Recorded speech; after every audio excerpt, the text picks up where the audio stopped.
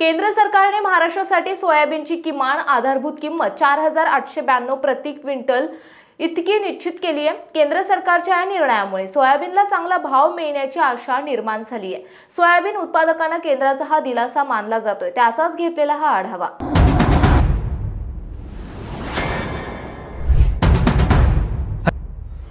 राज्यातील सोयाबीन शेतकरी उत्पादकांना दिलासा मिळालेला आहे। केंद्र सरकारने पुढील 90 दिवसात 13 लाख टन सोयाबीन हमी भावाने खरेदी करण्याचा निर्णय घेतला आहे।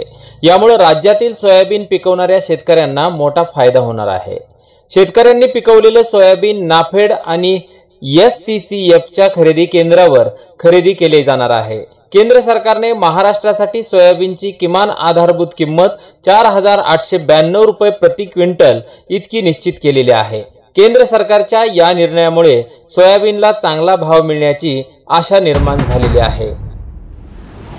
गल्ली ते दिल्लीतील राजकीय घडामोडी व बातम्या पाहण्यासाठी आजच आमच्या राजकीय कट्टा YouTube चॅनलला सबस्क्राइब करा, बेल आयकॉन प्रेस करा आणि फेसबुक पेज फॉलो आणि लाईक करा।